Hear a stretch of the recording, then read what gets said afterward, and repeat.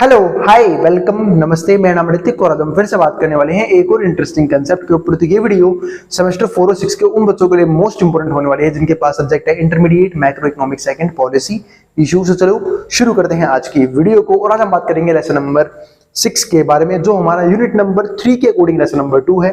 ठीक है, और ये हमारा एक सीरीज का आखिरी चैप्टर जो है वो स्टार्ट हो रखा है और ऑलमोस्ट मैं 2 या 3 वीडियो इस चैप्टर के ऊपर डाल भी चुका हूँ। थोड़ा सा लेंथी चैप्टर है तो वीडियो थोड़ी ज्यादा बनेंगी। ठीक है, मेरे आपसे इसके अलावा एक दो टॉपिक और इंपॉर्टेंट जिसके ऊपर मैं वीडियोस बनाऊंगा इस चैप्टर के अंदर। ठीक है, तो अब हम शुरू करते हैं आज की वीडियो को। और इस कंप्लीट सीरीज के नोट्स भी ऑलरेडी प्रिपेयर हो चुके हैं with important question answer PDF. जिन बच्चों को नोट्स परचेज करनी है वो इस नंबर पे जाए 9667836336, यहाँ पे जाके नोट्स ले सकते हैं। और एक बात और बता देता हूं भाई, हमेशा किसी भी चैप्टर की वीडियो को टॉपिक वाइज देखा करो और उम्मीद है मैंने आप लोगों ने इस चैप्टर की बाकी वीडियोस को भी कवर कर लिया है। जो आज हम बात करने वाले हैं वो बात करने वाले हैं एक तो इंटरेस्ट पैरिटी थ्योरी के बारे में। एक तो हमारा ये कंसेप्ट रहेगा, दूसरा हमारा कंसेप्ट ये रहेगा कि asset and monetary market approach of BOP, यानी कि बैलेंस ऑफ पेमेंट, जिसको हम इस वीडियो से स्टार्ट करने वाले हैं कि बैलेंस ऑफ पेमेंट होता क्या है। तो उसमें हम दो अप्रोच को पढ़ेंगे, एक तो एसेट मार्केट अप्रोच क्या होता है, दूसरा मॉनेटरी मार्केट अप्रोच क्या होता है। दोनों को हम डीप में समझेंगे। आज के मात्र वाले दो ही कंसेप्ट है। पहले शुरू करते हैं एक इंटरेस्ट पैरिटी थ्योरी से। तो यहां पे बात होती है किसके बारे में, इंटरेस्ट के बारे में ना। और इंटरेस्ट कौन जनरेट करता है, जो इन्वेस्टमेंट करता है। जो तो लैंडर्स होते हैं वो तो भाई जो बोरोवर्स होते हैं वो तो इंटरेस्ट पे करते हैं, पर जो लैंडर्स होते हैं, पर जो इन्वेस्टर्स होते हैं वो इंटरेस्ट गेन करते हैं। तो एक लॉजिकल क्वेश्चन आता है कि इन्वेस्टर्स पैसे को इन्वेस्टमेंट क्यों करते हैं, ताकि वहां से अच्छे रिटर्न जनरेट कर सके। इसका मतलब जहां पे सवाल रिटर्न्स का है तो एक इन्वेस्टर जो है वो वहां पे पैसा डालेगा ना जहां पे रिटर्न्स ज्यादा मिलते हो।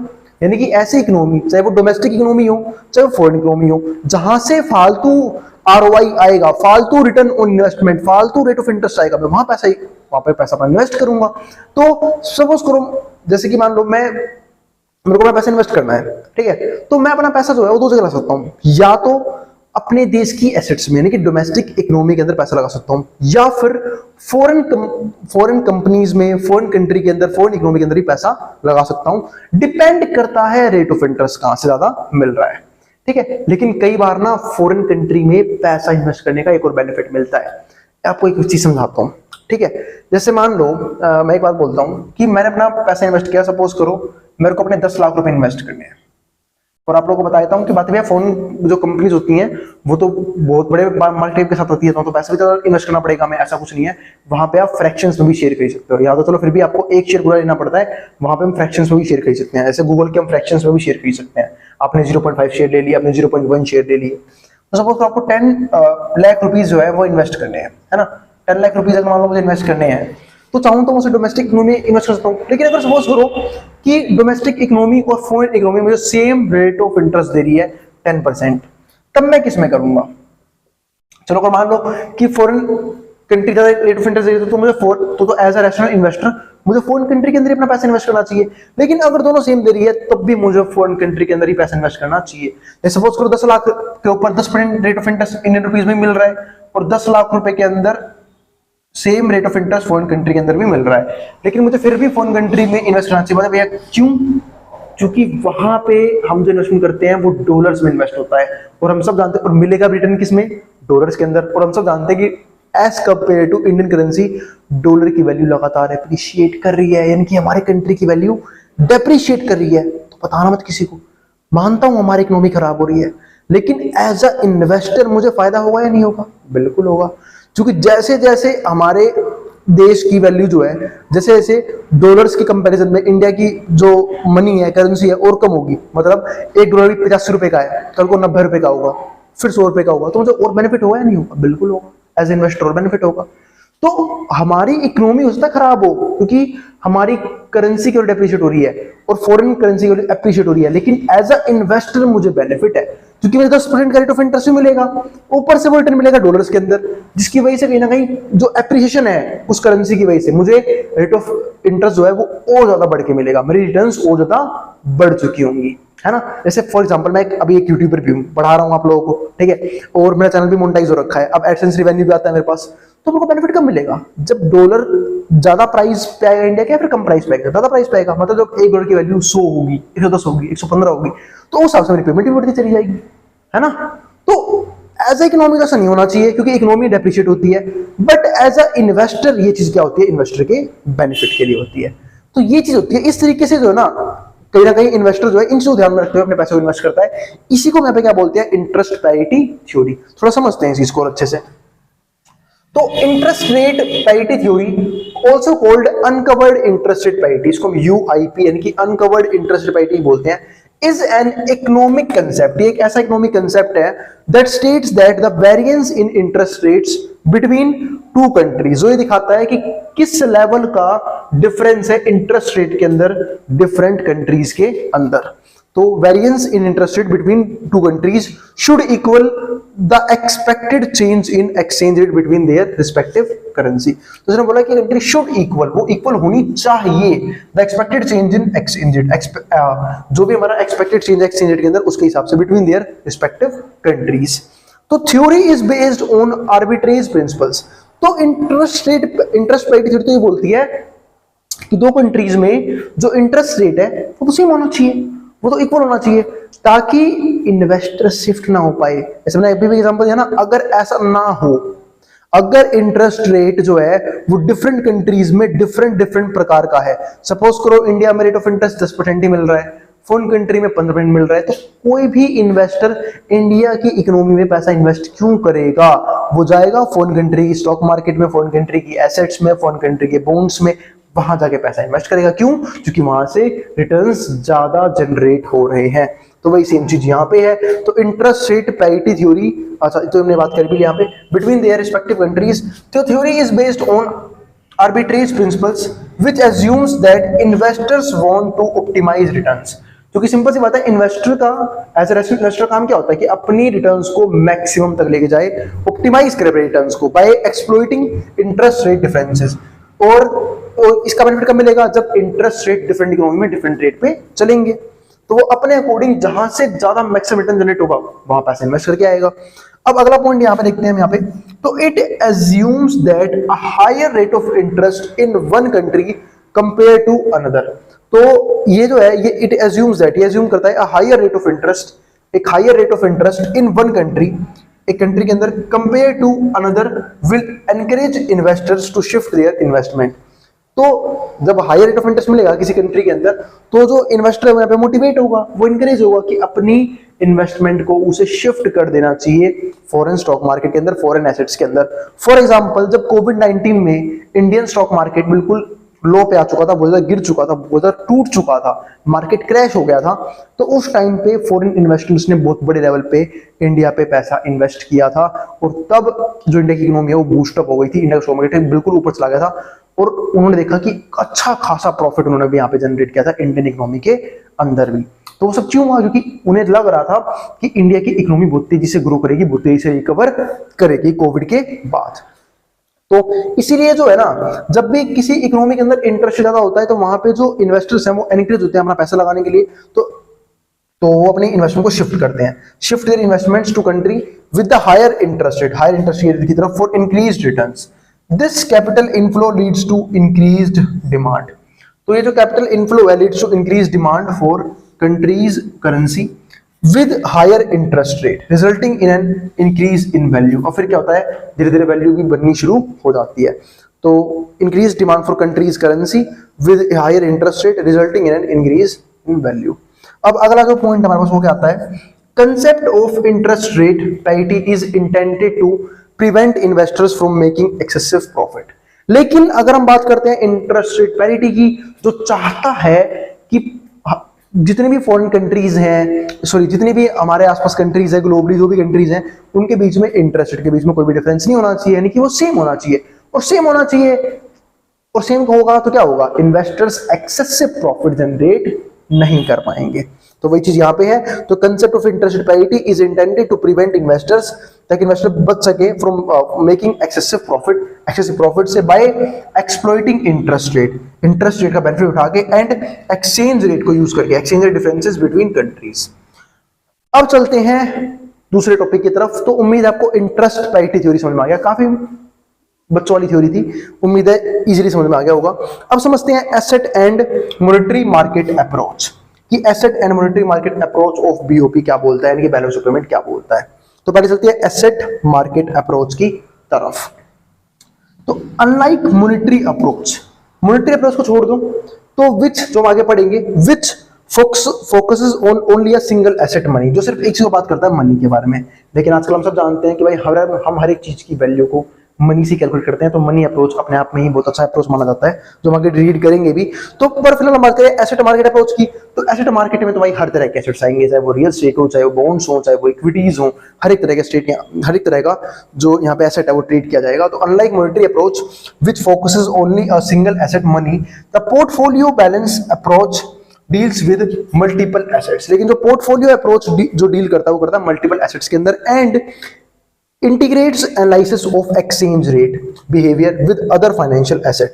और ये कहीं ना कहीं एक्सचेंज रेट बिहेवियर को भी समझने की कोशिश करता है विद अदर फाइनेंशियल एसेट्स, जैसे कि बॉन्ड्स हो गया, स्टॉक्स हो गया, एटसेट्रा।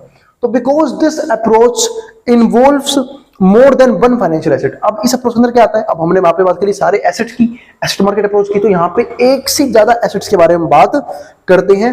तो it is considered a more realistic, तो ये ज्यादा रियलिस्टिक मानी जाती है, क्योंकि पैसों की जब हम बात करते हैं मनी मार्केट की, तो हम सिर्फ मनी सप्लाई, मनी डिमांड, सिर्फ मनी और मनी की बात करते हैं। यहाँ पे हम सारे एसेट्स की बात करते हैं, तो it is considered a more realistic, तो ये मोर रियलिस्टिक अप्रोच माना जाता है, realistic, comprehensive and satisfactory variant than monetary approach. किसी कंपैरिजन में, मॉनेटरी अप्रोच के कंपैरिजन में। तो this approach to exchange rate determination allows current account imbalances, और जो ये अप्रोच है एक्सचेंज रेट डिटर्मिनेशन को लेके अलाउज करंट अकाउंट इम्बैलेंसेस, यानी कि CA equals to KA। As a result portfolio balance model incorporates element from both the balance of payment and monetary approaches. ठीक है, तो एज अ रिजल्ट अब इसके मतलब यहाँ पे ना कहीं ये बात करता है कैपिटल अकाउंट के, करंट अकाउंट के, कैपिटल अकाउंट के इम्बैलेंसेस को लेके, कि किस तरह का इम्बैलेंसेस जो है क्रिएट हो रहा है। As a result portfolio balance model incorporates elements from both the balance of payment and monetary approaches. तो ये कहीं ना कहीं दोनों चीजों को लेके चलता है, एक तो बैलेंस ऑफ पेमेंट को भी, BOP को भी, और मॉनेटरी अप्रोचेस को भी। अब समझते हैं मॉनेटरी अप्रोच टू BOP का मतलब क्या है, और साथ में पढ़ेंगे कि जब हम सिर्फ मॉनेटरी अप्रोच की बात करते हैं तो ऐसी कौन कौन सी अजम्पशंस हैं जिसपे मॉनेटरी अप्रोच रिलाय करता है, तो वो डिस्कस करेंगे। तो मॉनेटरी अप्रोच टू BOP, तो मॉनेटरी के बारे में तो बात कर चुके हैं। मॉनेटरी का मतलब ये क्या होता है, जहां पे हम बात करते हैं मनी की, और जब बात करते हैं मनी की तो मनी की डिमांड की बात करते हैं, मनी की सप्लाई की बात करते हैं, मॉनेटरी पॉलिसी की बात करते हैं। ठीक है, और कैसे कैसे मॉनेटरी पॉलिसी जो है कहीं ना कहीं मनी सप्लाई, मनी की डिमांड को अफेक्ट करते हैं, वो सब चीजों के ऊपर हम बात करते हैं। तो monetary approach explains balance of payment disequilibrium, तो मॉनेटरी अप्रोच जो है वो एक्सप्लेन करता है कि balance of payment disequilibrium in terms of monetary parameters, की पैसे के पैरामीटर के अकॉर्डिंग किस तरीके से मनी को लेके या फिर बैलेंस ऑफ पेमेंट को लेके डिसइक्विलिब्रियम क्रिएट होता है, उसके बारे में बताता है हमारा monetary approach. That is the money people want to hold, कि कितना पैसा लोग होल्ड करना चाहते हैं, तो कब होल्ड करना चाहते हैं, एंड अमाउंट सप्लाइड, कितनी को सप्लाई करना चाहते हैं। ठीक है, बाय मॉनेटरी अथॉरिटीज के जरिए। Approach explains changes in balance of payment, और यही नहीं, अप्रोच जो है वो एक्सप्लेन करता है changes in balance of payment, की बैलेंस ऑफ पेमेंट में चेंजेस किस प्रकार से आ रहे हैं in terms of demand and supply of money, यानी कि डिमांड और सप्लाई ऑफ मनी के अकॉर्डिंग, जैसे मैंने बताया था बैलेंस ऑफ पेमेंट पे किस प्रकार का अफेक्ट हो रहा है, ये हमारा समझाता है ये वाला अप्रोच। तो according to this approach a balance of payments deficit, अगर एक बैलेंस ऑफ पेमेंट डेफिसिट में है, is always and everywhere a monetary phenomenon, तो ये सब किसका है, मॉनेटरी फेनोमेना है। Therefore it can only be created by monetary measures, और इसको हम मॉनेटरी मेजर्स की हेल्प से ही ठीक कर सकते हैं। अब समझते हैं आगे, approach relies on following assumptions. अब ये जो अप्रोच है ये कहीं ना कहीं कुछ असम्पशन पर रिलाई करता है। अब ये असम्पशन पढ़ने में 8 असम्पशंस हैं इस अप्रोच के, इसमें से पहला क्या है, लॉ ऑफ वन प्राइस। आप लोगों को याद होगा मैंने पिछली वीडियो में कवर किया था PPP, है ना, परचेजिंग पावर पैरिटी, जहां हमने ये समझा था कि डिफरेंट इकोनॉमी, डिफरेंट कंट्रीज के बीच में जो प्राइस है, मतलब एक कॉमन प्राइस होना चाहिए, यूं ना हो कि कहीं पे इन्फ्लेशन ज्यादा है, कहीं पे इन्फ्लेशन कम है, कहीं पे गुड्स चीप रेट में मिल रहे हैं, कहीं पे गुड्स एक्सपेंसिव रेट में मिल रहे हैं। तो ये सब चीजें देखी थी हमने PVP के अंदर। तो वही चीज है लॉ ऑफ वन प्राइस, एक प्राइस होना चाहिए होल्ड्स फॉर आइडेंटिकल गुड्स, एक तरह के गुड्स के लिए। मतलब जिसमें मैंने आपको एग्जांपल दिया होगा, आपको याद होगा कि अगर कहीं पे, अगर मान लो इंडिया में कोई टी शर्ट 800 रुपए की मिल रही है, ठीक है, तो वो डॉलर में कितने की मिलनी चाहिए? अगर 80 रुपए का डॉलर रहता है एक तो $10 की मिलनी चाहिए, क्योंकि $10 का मतलब क्या होता है? 800 रुपए। यूं ना हो कि यहाँ पे 800 रुपए में टी शर्ट मिल रही है, वहां पे $800 में टी शर्ट मिल रही है। $800 का मतलब समझते हो कितना हो गया? 80,000 से 90,000 के बीच में, है ना? तो भाई कितना महंगा, क्या दिक्कत हो जाएंगी इस चीज के अंदर। तो वही चीज यहाँ पे है कि लोग जो कंपेयर कर लेते हैं ना कि भाई अगर मान लो हम यहाँ पे 80 रुपए खर्च कर रहे हैं तो हमें $80 खर्च करने पड़ेंगे, ऐसा कुछ नहीं है मेरे भाई। ठीक है, यहाँ पे 50,000 लोगों की इनकम होती है तो वहां पे 50,000 लोगों की इनकम नहीं होगी। वहां पे एज कंपेयर टू अगर उन्हें 50,000 इनकम जनरेट करनी है तो उनकी इनकम होगी मेरे हिसाब से $500-600 के बीच में, ऐसे होती है, ताकि दोनों का लेवल सेम मेंटेन रखे। अगर मान लो उनका लिविंग स्टैंडर्ड अच्छा है तो हो सकता है $1,000 कमा लेते होंगे वो, लेकिन इतना डिफरेंस नहीं होता कि यहाँ पे कोई पर्सन 40,000 कमा रहा है तो वहां पे $40,000 कमा रहा होगा, वो तो फिर जमीन आसमान का अंतर हो जाएगा। तो वही चीज यहाँ पे बात क्या करता है, लॉ ऑफ वन प्राइस की। लॉ ऑफ वन प्राइस यानी एक प्राइस होना चाहिए आइडेंटिकल गुड्स के लिए सोल्ड इन डिफरेंट कंट्रीज, और डिफरेंट कंट्रीज में बेची जा रही है। अकाउंटिंग फॉर ट्रांसपोर्टेशन कॉस्ट, यहाँ पे हम ट्रांसपोर्टेशन कॉस्ट या फिर जो बाकी कॉस्ट वगैरह आते हैं उन सबको फिलहाल हम इग्नोर करते हैं। दूसरा, परफेक्ट सब्स्टिट्यूशन इन कंजप्शन एग्जिस्ट। अब जिनको नहीं पता बता देता हूं भाई, सब्स्टिट्यूशन का सिंपल सा मतलब क्या होता है कि जब हम एक गुड्स के बदले दूसरे गुड्स को यूज कर पाए। फॉर एग्जांपल जैसे चाय और कॉफी दोनों की क्वालिटी ऑलमोस्ट सेम है, मुझे चाय पसंद नहीं आ रही मैं कॉफी पी लूंगा, कॉफी पसंद नहीं आ रही चाय पी लूंगा, इसे बोलते हैं सब्स्टिट्यूट गुड्स। जैसे कोल्ड ड्रिंक में कोक और पेप्सी, किसी को कोक पसंद नहीं आ रही पेप्सी पी लेगा, पेप्सी पसंद नहीं आ रही कोक मिलेगा, मतलब जो मिल जाएगा वो पी लेगा। सब्स्टिट्यूट गुड्स इन्हीं को बोलते हैं। तो perfect substitution in consumption exist in both product में होने चाहिए, and capital markets ensuring a uniform price for each commodity. और जो हमारा कैपिटल मार्केट है वो ये एंश्योर करे कि जो प्राइस है वो यूनिफॉर्म होगा हर एक कमोडिटी का, and similar interest rate globally. और इंटरेस्ट रेट भी क्या होगा? सेम रहेगा, जिसकी बात मैं कही थी इंटरेस्ट पैरिटी थ्योरी के अंदर, क्योंकि अगर इंटरेस्ट में डिफरेंस आया और कहीं पे इंटरेस्ट ज्यादा मिल रहा है तो सारे इन्वेस्टर्स उस कंट्री की तरफ शिफ्ट कर जाएंगे, वहां पे अपने पैसे को डालना शुरू कर देंगे। ठीक है, वहां पे इन्वेस्टमेंट बढ़ा देंगे, तो वो चीजें नहीं होनी चाहिए।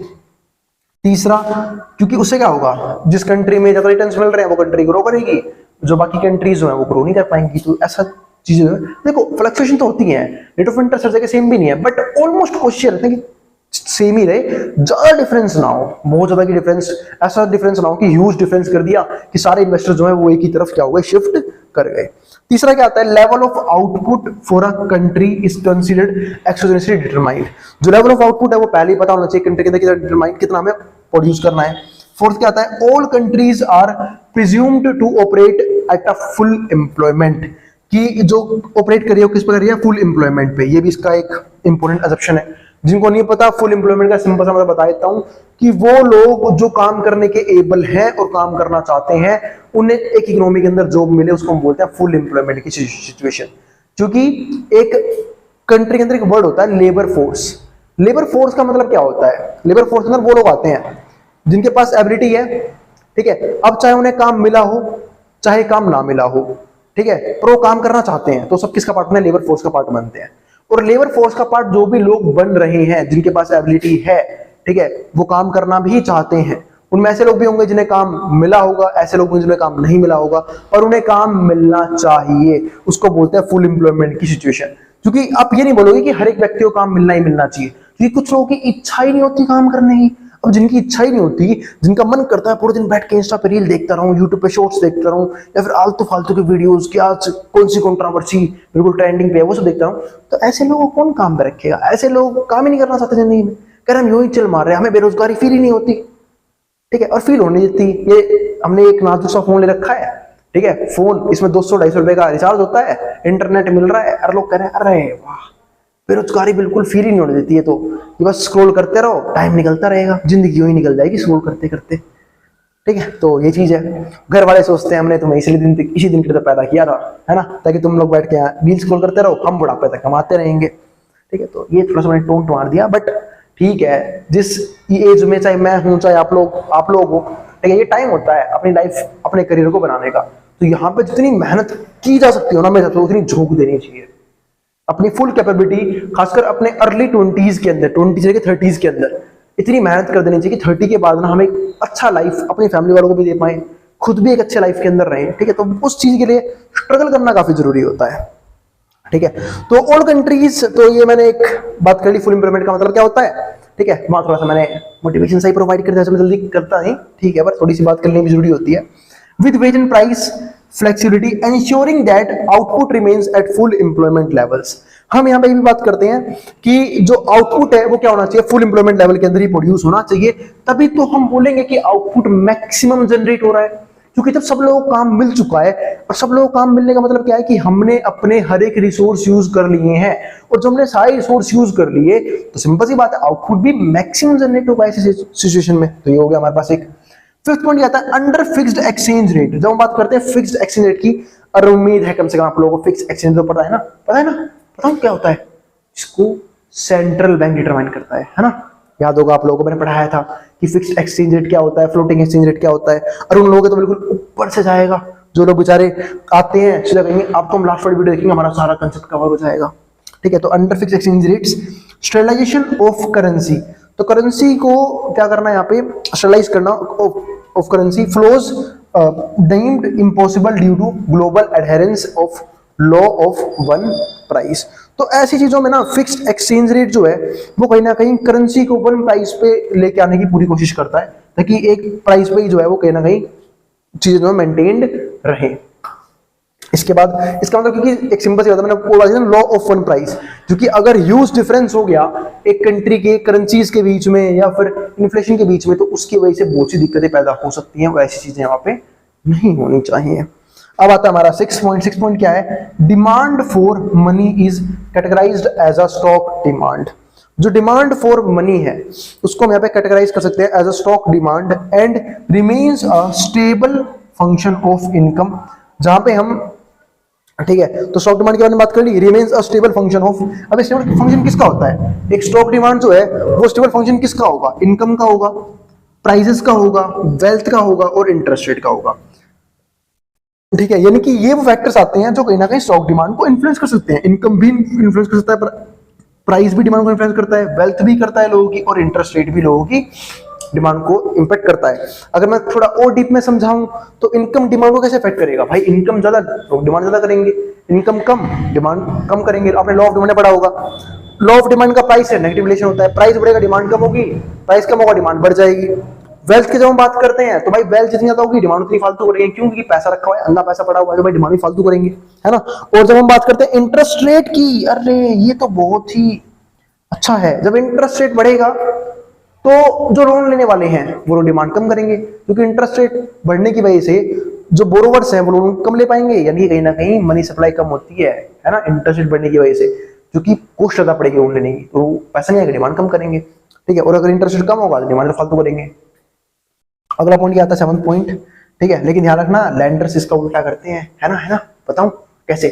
जो लैंडर्स हैं अगर इंटरेस्ट रेट बढ़ गया उन्हें ज्यादा पैसा मिलेगा। मान लो मेरे को पैसा किसी को उधार पे देना है, तो मैं अगर पैसा ब्याज पे लगाता हूँ या फिर कहीं पे इन्वेस्टमेंट करता हूँ, वहां से इंटरेस्ट ज्यादा मिल रहा है, इसका मतलब क्या है कि मेरे पास ज्यादा प्रॉफिट आएगा, मैं ज्यादा डिमांड कर पाऊंगा, है ना। और जब कम इंटरेस्ट रेट आएगा तो कम प्रॉफिट जनरेट होगा, ठीक है, और फिर मैं डिमांड भी कम करूंगा। 7 पॉइंट क्या था, supply of money is viewed as a multiple of monetary base. तो जो सप्लाई ऑफ मनी है वो हम मल्टीपल ऑफ मॉनेटरी बेस के अकॉर्डिंग बात करते हैं, encompassing domestic credit and a country's foreign exchange reserves. और ये डिपेंड करता है एक कंट्री के फॉरेन एक्सचेंज रिजर्व के ऊपर भी, क्योंकि हर एक कंट्री अपने पास फॉरेन एक्सचेंज रिजर्व रखती है ताकि उसे ट्रेड करने में दिक्कतें ना आए किसी भी फॉरेन कंट्री के साथ।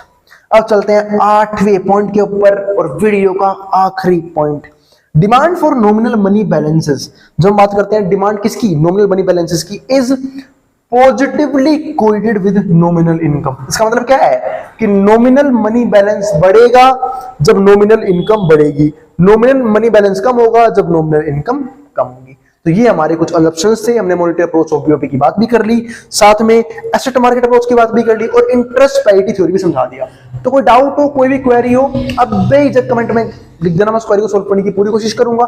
कोई भी सजेशन हो आप वो भी जरूर बता के जाना, ठीक है। और भाई अगर वीडियो पसंद आए तो भाई बहुत मेहनत लगती है वीडियो बनाने में, तो प्लीज चैनल को सब्सक्राइब किए बिना मत जाना, ठीक है, और वीडियो को लाइक किए बिना मत जाना। अब मिलेंगे अगली वीडियो पे जहां हम बात करेंगे इसके नेक्स्ट कंसेप्ट के बारे में। अब इसको जो उतार सकता मैं उतार बोर्ड के सामने से, और नोट्स के लिए आप इस नंबर पर व्हाट्सएप करके नोट्स भी ले सकते हैं। अब इसको जो उतार ले मैं बोर्ड के सामने से।